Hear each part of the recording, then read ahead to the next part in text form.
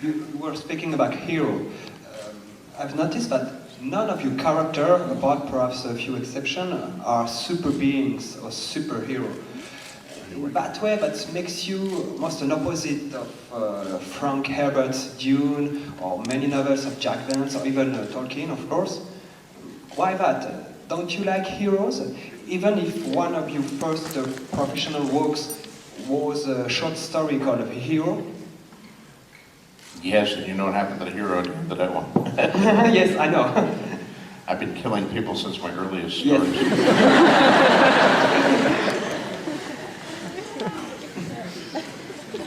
You know, I grew up on comic books where we have the superhero. The whole concept of the superhero. The superhero is like a professional hero, you know, with superpowers. He puts on a spandex costume and he goes out in the streets to do heroic shit. I also edit this series called Wildcards, which some of you may know. We've been doing it since 1987. There was one guy who liked it there. It's been very popular. It's about to start being published in France, so I'm excited about that. It was published in Germany, and we're about to resume it in Germany. So, and it's already being published in Italy, so it's very, very popular. And it's I got like 40 writers writing for it, and it's a consideration of the whole comic book idea of superpowers. What would happen if some portion of the people in the world got actual superpowers, being super strong, or being able to fly, or throw lightning bolts from their fingers? What would they do?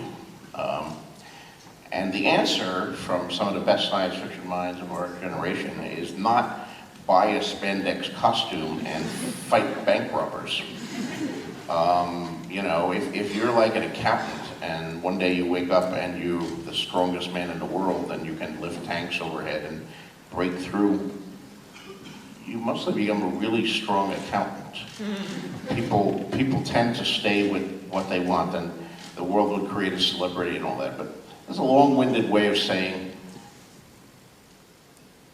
people do heroic things, but very few people are actually heroes, where I get up every morning and I'm going to do a heroic deed today. I'm going to go out and rescue someone.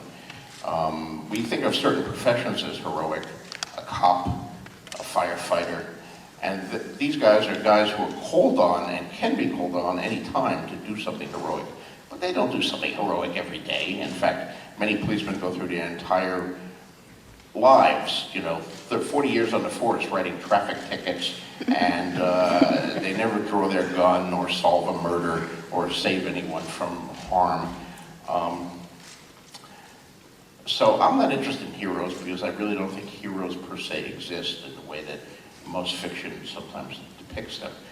But I am interested in heroism, and I think in an audience like this, all of you have the potential to be heroes, like on Tuesday, and then on Wednesday you may be shits. Because that's the way real human beings are. We all have the capacity to do great good inside us. We all have the capacity to be selfish or greedy or petty. We've all done things, I hope, that we're proud of, and if we can admit it to ourselves, we've all done things that we're ashamed of. I know I certainly have done both.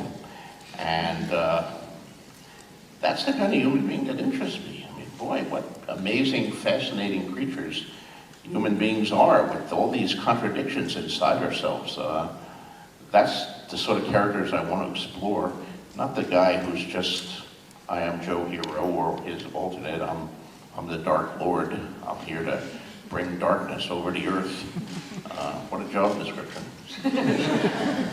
Could Haviland Tuff, the main character of your novel Tough World Voyaging, could he be a model of hero, or some kind of hero for you? No.